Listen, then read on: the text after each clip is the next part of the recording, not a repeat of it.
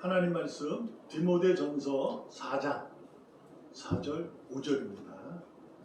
우리 짧으니까 같이 읽겠습니다. 4절부터 5절까지 같이 시작. 하나님께서 지으신 모든 것이 선함에 감사함으로 받으면 버릴 것이 없나니 하나님의 말씀과 기도로 거룩하여 짐이라. 아멘. 모두 선물이다. 선물은 받으면 좋은 거잖아요, 그죠? 우리 동훈이 오늘 산타 할아버지한테 선물을 받게 됩니다. 오늘 와서 오면서 하는 얘기가 7년 동안 산타 할아버지가 선물을 단 한 번도 내가 원하는 걸 주지 않은 적이 없으시다 하면서 울지도 않고 엄마의 말로 빌면 23일, 24일은 엄청 말을 잘 듣는다. 그래서 이 선물은 이게 기대도 되고 막 좋은 거 받으면 더 좋은 거예요. 그런 거죠. 그래서 우리는 모두 다 나이가 어리든 어른이든 많으시든 선물 받으면 다 기분이 좋은 겁니다. 하나님은 우리에게 그러한 선물을 주시는 분이다. 오늘 본문에서도 지으신 것은 모두 선하시다. 이거에 대해서 우리가 알죠. 왜 그러냐? 하나님은 선하신 분이다. 아멘. 그래서 그분이 지으신 것은 다 선한 거예요. 그래서 그분으로 인해서 주어진 것은 다 선한 기쁨인 거예요. 근데 그 다음에 보면은 감사함으로 받으면이라는 이상한 조건이 걸려 있어요. 그렇죠? 하나님은 선하신 분이라서 그분이 지으신 것, 창조하신 것 선한 건데 감사함으로 받으라 이렇게 돼 있어요. 그래야 버릴 것이 없다. 그러니까 선물인데 버릴 것이 없는 기쁨인데 조건이 있어요. 감사함으로 받아라 이렇게. 왜 그럴까요? 이것은 이제 하나님이 에덴 동산을 지으시고 다 좋게 하셨는데 인간의 타락, 말씀의 거부함으로 이루어진 거예요. 그래서 우리는 그 조상이 아담과 조상이라고 아담과 하와가 쫓김을 당했죠. 그래서 에덴으로 떨어져 나간 거예요. 그 세상에 살아가게 되는 거죠. 근데 거기서도 하나님은 내가 너를 구원할 거야 라고 가죽옷을 입히시고 그래서 기쁨을 주셨어요. 그럼에도 불구하고 남자는 땅을 갈고 살아라. 이마에 땀을 흘려라. 여자에게는 해산의 고통을 주셨어요. 이게 선물이에요. 선물. 해산의 고통은 어마어마한 거잖아요. 그죠? 엄청 아프잖아요. 저는 못 경험했지만 아픈데 새 생명이라는 생명이 태어난다는 것이에요. 이 하나님의 여자의 해산의 고통은 생명을 맞는다. 어마어마한 축복이잖아요. 그거 주시고 해산은 있는 거예요. 남자에게는 이마에 땀을 흘리는데 엉겅퀴와 가시덤불이 늘 막는 거예요. 그래서 이마에 땀을 흘려요. 그거를 이겨내면서 가는 거죠. 자, 그러면 뭐할까요? 생명을 이 엉겅퀴와 가시덤불을 헤쳐나가면 완성되는 거예요. 거기서는 뭘 하느냐? 해산에 할 때도 감사함으로, 엉겅퀴와 가시덤불을 맞아도 감사함으로 이마에 땀을 흘리고 해산의 고통을 느껴가면서 하면 버릴 것이 없는 선물이다. 그러시면서 감사함으로 드러낼 수 있는 유일한 방법을 가르쳐주고 있는 거죠. 그것이 5절입니다. 말씀과 기도다. 이렇게 합니다. 그러니까 하나님의 거룩하심으로 우리가 거룩하여져야 되는 거예요. 그런데 우리가 거룩해 줄 수 있는 유일한 방법은 말씀과 기도로 다져지고 훈련되고 배워지는 거예요. 근데 말씀과 기도의 근원이 감사로 만든다라는 얘기가 되는 겁니다. 그래서 여러분과 제가 우리는 이미 신앙을 가져서 하나님이 지금 내게 주신 것은 선물입니다 라고 이제 살아가잖아요. 그래서 여러분은 선물 받은 자이기 때문에 우리가 하여야 할 것은 감사함으로 살아간다. 그런 거죠. 그렇죠? 그래서 오늘도 감사해서 예배하는 거예요. 예배는 감사하지 않으면 드릴 수 없습니다. 그래서 이제 오늘도 이제 마치겠지만 형식으로 치우쳐 있는 것은 아닌 거죠. 그렇죠? 그러니까 누가 선물을 주면 네, 감사해요 하고 받을 수 있잖아요. 말을 할 수 있잖아요. 아 감사합니다. 근데 어디서 나오지 않는다? 마음에서 오지 않는다. 그냥 뭐 받는 거. 그런 식이 되면은 안 된다 그랬죠. 예배가 될 수 없어요. 그래서 이 진정한 예배는 하나님이 오늘도 찾으시는 거예요. 그러니까 우리는 십자가의 사랑을 믿으면 구원받은 자로 하나님이 인치시는 거예요. 인정해 주시는 거예요. 근데 하나님이 그 이후로 계속 말씀하시는 게 오늘도 뭐 여러 말씀이 있지만 오늘도 감사함으로 받아라 이런 얘기 하는 거죠. 그러니까 그 감사로 내가 살아갈 때 의인이 되는 거예요. 완성돼서 그 나라에 갈 수 있다. 그래서 여러분 같이는 믿음의 자녀라고 내가 거룩한 백성으로 구별된 자라고 하나님 나라가 내 소망인 자는 늘 감사하며 살아가는 거두는 것을 그렇게 받으셔야 돼요. 그런데 우리가 모든 것이 다 감사할 수 있느냐라고 물을 했을 때 아닐 수도 있잖아요. 그죠? 어떤 건 아닐 수 있어요. 그리고 중요한 게 뭐냐면 나는 감사할 수 있어요. 그런 상황, 내 상황. 근데 옆 사람이 봤을 때 저 상황을 감사하지, 저건 아닌데? 라고 할 수 있어요. 그렇죠? 그리고 나도 마찬가지로 바꿔서. 그래서 성경에는 이렇게 기록되어 있는 거예요. 시편 16편 6절. 우리 다 같이 읽어볼까요? 시작. 내게 줄로 재어준 구역은 아름다운 곳에 있으며 나의 기업이 실로 아름답도다. 놀랍고요. 그러니까 우리가 이제 그런 상황이 있잖아요. 이게 이해되지, 저분이 그렇게 감사하며 사는 것이 이해되지 않을 수가 있어요. 그리고 나는 감사, 저 사람이, 야, 뭐, 어떻게 뭐, 그럴 수 있잖아요. 오늘 성경에서 그 말씀을 정해줍니다. 하나님은 각 사람에게 줄로 재어준 구역이 있다. 하나님이 이렇게 줄을 쳐놨다. 이것을 보며 그럼 나는 요만큼이 내 구역이구나 이렇게 의미로 부여받는 것이 아니라 하나님이 그렇게 정하셨다 이런 얘기예요. 그러니까 내가 누군가가 의해서 저 사람이 감사하지 못한다고 할 수도 있다. 저 사람이 내 모습을 보고 야 어찌 그게 감사하는 거냐 라고 할 수 있다. 그래요. 그러니까 우리는 신앙생활을 하면서 내가 신앙생활 좀 오래 하면은 야 너 좀 감사하며 살아. 야 그거 감사해야 되는 거야. 이런 얘기를 우리가 뭐라 그럴까요? 이렇게 좋은 얘기 같은데 좋은 같은데 이게 좀 힘들게 하는 거 있잖아요. 그죠? 그런 얘기가 되는 거예요. 우리는 남의 그 상대방 누군가에 대해서 판단을 헤아리면 안 됩니다. 그 성경이 그대로 되어 있는 거야. 네가 판단하면 판단한 대로, 네가 헤아리면 헤아림을 받을 것이다. 하나님 말씀하셨어요. 그 뭐냐? 너는 내가 줄로 재어준 구역이 있는 거야. 라고 말씀하셨어요. 그러니까 우리는 내가 감사하면 되는 거예요. 그렇죠? 감사하고 저 사람이 그러면 나는 그를 어떻게 생각한다? 긍휼히 여기는 거야. 그것이 내가 가진 구역에서 내가 사랑으로 가득 차면 이 사람이 저 사람이 와 어찌 저 사람은 저러고 살아 나는 있을 수 없어 하는데도 불구하고 내 사랑이 넘치면 그 사람은 영향력이 끼쳐가는 거예요. 그래서 하나님이 일하시죠.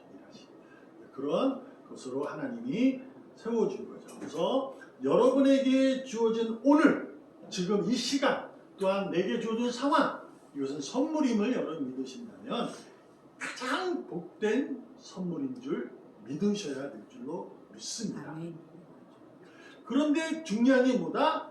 내가 하나님이 쳐준 그 줄로 재어진 구역에서도 내가 억울함이 생기고 답답해 있고 복잡하고 힘들고 지칠 수 있는 거예요. 그럴 수 있죠. 하나님이 쳐준 거예요. 그것을 극명하게 보여주는 것이 바로 평화입니다. 오늘 찬양했던 410장 생각해 보세요. 하늘 영광 되신 주님이 우리의 모습으로 오셨어요. 근데 그분은 이 땅에 오셔서 영광과 평강이 되시는 거잖아요. 그죠? 근데 그의 삶은 어때요? 사역을 하시는 가정 속에 수많은 고통을 당해요. 그렇죠? 그럼에도 불구하고 이것은 하나님 아버지가 내게 준 선물이고 내 사역이라고 스스로 인정하고 갔기 때문에 끝까지 그 길을 달려가는 거예요. 그러나 인간이니까 하나님 아버지 이 잔을 내게서 벗어나게 마시지 않게 해주세요. 그런데도 그러면서도 그 일이 바로 아버지의 뜻이라면 마시겠습니다. 라고 십자가에 달려 죽으셨다는 거예요. 근데 달려 죽으셨는데 3일 만에 부활하셨잖아요. 그죠? 그래서 모든 인류에게 구원의 소망이 있는 거예요. 이 새 생명의 탄생. 우리는 그 생명을 받으면서 우리가 하나님이 내게 절로 재워진 구역에서도 나는 뭐하다? 고난이 있다. 이런 거예요. 근데 그 고난이 뭐다? 선물이다. 시편은 누가 80% 누가 썼다? 다윗이 썼다. 믿음의 선배님들 중에서 고난을 받지 못한 선배님들은 없습니다. 그러나 가장 심하게 고난 받은 분이 바로 다윗이에요. 다윗은 정말 10년 이상을 그 생명의 위협을 나가면서 도망다니는 미친 짓을 해가면서도 도망다녔던 사람이니까 그랬던 거잖아요. 근데 그가 썼어요. 아, 지금 내가 이 고난받는 이 장소도 하나님이 내게 주신 선물이구나 라고 해서 하나님이 쳐준 구역을 내 스스로 어렵고 힘들고 지쳐서 답답하고 복잡해서 그 구역을 넘어가려고 하구나 하지 않았다. 거기서 뭐 했다? 감사함으로 받았다. 이렇게 된 거예요. 그래서 내가 여러분과 제가 오늘도 감사함으로 내게 주신 모든 것을 받으면 하나님이 만드신 거 내게 주시는 선물이고 선한 것이기 때문에 내가 선한 것은 감사할 수 있지만 이상한 거 악한 것 같은데 감사함으로 받을 수 없잖아요. 근데 하나님 뭐라 그런다? 감사함으로 받으면 버리지 못한다라고 말하는 거죠. 여러분과 제가 신앙의 생활은 바로 감사의 생활인 줄로 믿습니다. 그러니까 사람은 누구나 하나님이 쳐준 구역 속에서 좋은 점이 있고 나쁜 점이 있는 게 사실입니다. 왜 그렇다고요? 아담과 하와가 죄를 졌기 때문에, 죄를 알게 되었기 때문에. 그 선악 과실을 먹지 않았더라면, 이건 만일이에요, 만일. 그랬다면 죄를 모르는 사는 거예요. 왜냐하면 하나님과 같이 살았기 때문에 죄라는 것이 없으니까, 악이 없으니까 그 악이라는 개념을 모르는 거예요. 그냥 사는 거예요, 이렇게 기쁘게. 근데 먹음으로 죄를 알게 되는 거죠. 알게 되는 거예요. 그래서 사람은 누구나, 세상은 어디나 긍정, 부정, 생명, 죽음, 축복, 저주, 장점, 단점이 있는 것. 양면성이라고 그러잖아요. 양면성. 어떤 사람에게는 이익이 되지만 어떤 사람에게는 그것이 불이익이 되고 그런 경우가 많잖아요. 그죠? 그렇게 말씀하시는 거예요. 세상은. 그래서 세상은 정의롭지 않은 거예요. 그래서 뭘 만들었어요? 법으로 제정한 거죠. 그래서 우리가 스스로 법을 제정해서 정의를 실천하며 살자. 그러나 시대가 변하면서 정의가 또 변해서 법을 개정하고 개헌해 가자고 막 다투잖아요. 정치인들. 그러는 거고. 그만큼 세상은 정의가 없습니다. 하나님만이 정의입니다. 그래서 감사함으로 받을 수 있는 정의는 뭐다? 말씀과 기도다. 그러니까 무엇이냐? 사람이 있잖아요. 내가 장점을 가지고 있는데 단점이 있어요. 근데 어떤 사람은 장점이 부각되는 사람이 있는가 반면에 어떤 사람은 단점이 부각이 되는 사람이 있습니다. 그러니까 어떤 사람을 만나면 참 행복해요. 그분하고 대화를 하면 즐거워요. 근데 어떤 사람을 만나면 듣긴 들어도 인상이 이렇게 써져요. 아, 뭐 그렇게 그런 얘기까지 계속 할까? 이런 거 있죠. 그렇죠? 근데 그 사람의 장점이 보이는 사람도 단점을 갖고 있는 거예요. 근데 그 사람은 뭐냐? 사랑스러운 눈을 갖기 원해서 좋은 것을 보는 거예요. 그러니까 그 상대방의 좋은 점만 본다. 나쁜 점이 보이거든요. 근데도 좋은 점을 얘기하고 좋은 말을 하고 그러는 거죠. 대부분 그래요. 근데 이것이 여러분과 저 아무리 훌륭한 인격을 가지고 보는 그것이 가장 못 보고 가장 한 사람 누구들이야? 나는 정치인들은 정말 대단해. 자기들이 가진 신념이라고 생각하는 걸 가지고 뭐 말도 안 되는 거 아니고 그냥 자기는 옳다고 얘기해. 끝까지 옳다는 거야. 이게 사람들이 보편적이 돼야 되는데 와 너무 그런 게 이게 정치인이에요. 그래서 누군가가 저한테 그래요. 정치는 모두 다 양아치라는 거야. 깡패도 아니고 깡패는 그래도 좋고 나쁨이 있다는 거야. 양아치들은 없어. 여기 휩쓸리고 저기 휩쓸리고 막 자기 이익이라면 이쪽 가고 저쪽 가는 거 그게 양아치. 대단해. 정치 얘기는 그것보다도 내가 상대방을 좋게 보면 좋아지. 이렇게 되는 거예요. 그래서 우리가 내 삶에 갔을 때 억울함이 있을 때 그 억울함을 보고 억울함 속에 계속 들어가잖아요. 그러면 계속 나는 억울해져요. 왜요? 내가 억울하다고 하는 그 사실은 있잖아요. 아무렇지도 않아요. 그냥 가만히 있는 거예요. 자기는 억울하게 사는 거죠. 그 사람은. 근데 내가 그걸 보고 억울하다면 누구 마음이 아픈 거예요? 내 마음이 아픈 거예요. 그래서 나는 늘 억울한 거예요. 힘이 지는 않은 거예요. 또 분노 생기는 건 미워지는 거예요. 그러니까 내 자신이 이렇게 되는 거예요. 근데 내가 억울한 사실을 보고 이것을 좋은 방향으로 이해하고 좋은 방향으로 해서 좀 이렇게 긍정적인 부분 속에서 내가 찾으려고 애쓰면 된다 이거죠. 그러면 점점 변화해요. 그래서 얼굴이 밝아져요. 이게 우스갯소리가 아니고 내 실전 경험이. 저는 이제 장사를 했잖아요. 어떤 사람은요, 처음에 장사를 시작하게 되면 얼굴이 밝습니다. 근데 어느 날 몇 년이 흐르면 얼굴이 어두워지는 사람이 있어요. 이렇게 꺼멓게 변해. 진짜로 변합니다. 꺼멓게. 이게 왜 그러냐면 마음이 시꺼매졌어요. 왜 시꺼매지냐면 장사꾼의 가장 뭐가 있냐면 옆 사람 팔 때 자기 못 팔 때 마음이 막 속상해집니다. 그것이 되는 거예요. 이제 나와요. 저는 그 경험을 많이 봤거든요. 저하고도 그랬으니까 저도 경험을 많이 알듯이. 그러므로 사랑스러운 부부가 그 섀도우 부부라 그냥 거울 부부 앞에서 난 부부는 완전히 다릅니다. 보면 알아요. 서로 사랑하네. 그런 거 있어요. 여러분 좋은 모습 보고 친절한 말을 하시기를 바랍니다. 자담 치킨 또 뭐였죠? 치즈볼, 콜라 별거 아닙니다. 그걸 가족끼리 나누면서 너 하나 더 먹어. 그것도 사랑이지만 그냥 내 거 먹으세요. 그러면서 근데 즐거운 게 뭐냐? 내가 같이 먹는 이 사람하고 먹기 때문에 나는 즐겁다. 나는 행복하다. 자꾸 이런 마음을 가지시면 밝아져. 상대방이 느껴지니까. 왜 그런지 성경이 말합니다. 시편 139편 14절 다 같이 읽습니다. 시작.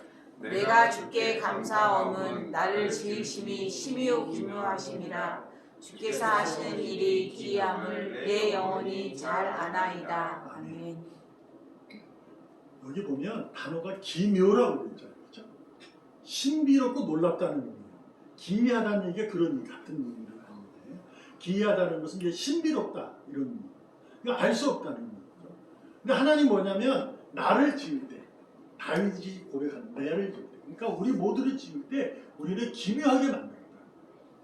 그러니까 이제 의학박사들이 우리 신체를 보면서 놀라웠다고 느끼듯이 그런 거예요. 우리는 뭐 모르잖아요. 일반 사람은 잘 모르지만 이제 그 의학하는 사람들 그리고 과학하는 사람들도 천체를 보면서도 이상하게 느껴져요. 하여튼 확인된 거 가지고 하는 거니까 기묘하다는 거죠. 여기에 기묘함이 그런 것도 있지만 우리 인간과 인간이 만날 때 나와 저 사람은 다르다는 거죠. 완전히 다른 거예요. 왜냐면 하나님이 신비롭고 놀랍게 만든 거예요. 내 자체가 기묘하다는 얘기는 감사한 일이에요. 그런데 중요한 게 상대방도 그렇다는 거 우리 잊으시면 안 돼요. 우리는 항상 나는 기묘한데 저 사람은 아니라고 생각하는 거죠. 그래서 사랑하지 못하는 거예요. 그래서 자꾸 나쁜 점만 보게 되고 나쁜 말만 하게 되는 거예요. 근데 나를 기묘하게 만드신 하나님 너무 감사합니다 라고 우리 찬양할 줄 알지만 상대방이 기묘하게 만들었다는 걸 인정하지 않는 거예요. 아기 예수님으로 예수님이 이제 우리가 예배를 내일 드리겠습니다. 그 오신 이유가 바로 그런 거예요. 하늘 영광 버리시고 이 땅에 우리와 같은 비천한 모습으로 가장 낮은 모습으로 그것도 가장 낮은 장소에 내려오시는 말구유 육축나는 소리에 어린 주 예수 참다. 이거는 어마어마한 축복이 은혜입니다. 이 선물이잖아요. 그것이 평화와 영광이 되었다는 것을 우리는 이미 알고 믿고 있는 거예요. 그것이 나에게만 적용이 된다고 생각하기 때문에 예수님이 내려오신 거예요. 직접 오신 거죠. 왜? 난 너를 위해서 왔어. 그러나 너를 위해서도 온 거다. 이렇게 얘기합니다. 나를 위해서 왔지만 그 사람에게 위해서도 그분이 오셨다는 것을 우리는 아셔야 합니다. 그래서 뭐냐? 주께서 하시는 일이 기이하여 내 영혼은 잘 압니다. 결국 다윗은 깨달았다. 사울왕도 죽일 수 있었지만 안 죽입니다. 물론 그가 하나님으로 부여받은 기름 부어 왕이기 때문에 그렇게 하지만 하나님이 쓰실 줄로 재어준 구역이라는 것이 그에게 내려준 사역이라는 것이 있기 때문에 그렇게 하는 거죠. 여러분과 저에게도 그러한 삶이 돼요. 이 사역이라는 사실을 우리는 교회 일로만 이해하면 안 됩니다. 사회 속에서도 일도 이해하셔야 되고 가정에서가 또 있습니다. 저는 그래서 가장 귀한 것은 가정에서 이루어져야 된다라고 보는 거예요. 저는. 왜? 죄송한 얘기지만 가정에서도 불화가 있어도 교회 오면 불화 아닌 것처럼 이미 앉아있거든요. 예배 다닐 때. 하나님 다 하세요. 가정에서 우리가 이루어져야 됩니다. 사랑이 나도 하나님을 기묘하게 신비하고 놀랍게 만드셨고 저 자녀, 저 남편. 근데 우리가 언제 느끼냐 이제 많이 알지만 손주를 보면 그게 이렇게 신비하고 놀라워져. 정말 그래요. 자녀보다 손주를 보니까 그래요. 제가 그렇잖아요. 와 진짜 그냥 뭐 이게 보고 싶은 거죠. 근데도 안 보여줘요. 뭐라 하지도 못합니다. 여하튼 그렇게 느껴져요. 우리가 기묘한 상대방을 기묘하게 대하시기를 바랍니다. 기묘하게 대할 수 있는 것은 바로 사랑입니다. 그러므로 오늘도 우리는 세 가지, 한 가지만 가지고 말씀을 맺으려 합니다. 결국 나의 삶이 가정이든 직장이든 교회 생활을 하든 형식적인 것을 버리시기를 바랍니다. 나는 교회 다니는 사람으로 살지 않기를 하고 내가 그저 살아가는 남편으로서의 아내로서의 그 삶을 형식적으로 살아가지 말고 생명의 근원은 마음에서 오니 마음은 생명의 근원이니 하나님 말씀하신 것처럼 마음으로 사랑하시고 마음으로 대하시길 그 마음이 변화될 수 있고 마음이 친절하게 아름답게 좋게 변할 수 있는 유일한 방법은 바로 말씀 위에 서서 기도로 함께 주님 앞에 걷는 것.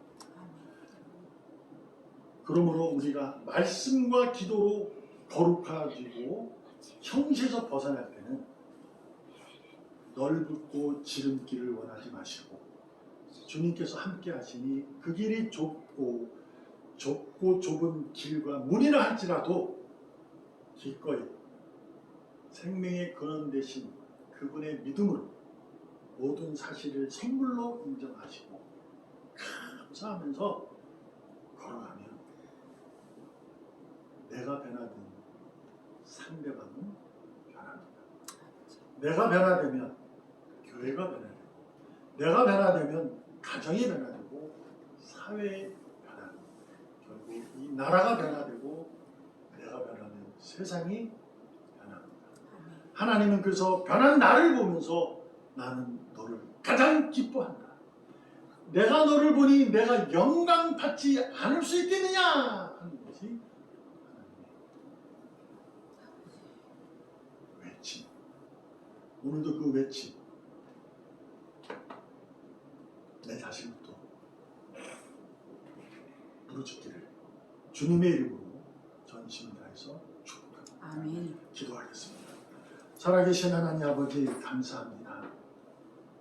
형식에서 벗어나 말씀과 기도로 훈련받고 단련받는 하나님의 영광을 찬란하게 비추는 신비롭고 놀라운 빛의 자녀의 삶을 살아가게 하여 주시옵소서. 살아계시는 예수님의 이름으로 감사하며 기도합니다. 아멘.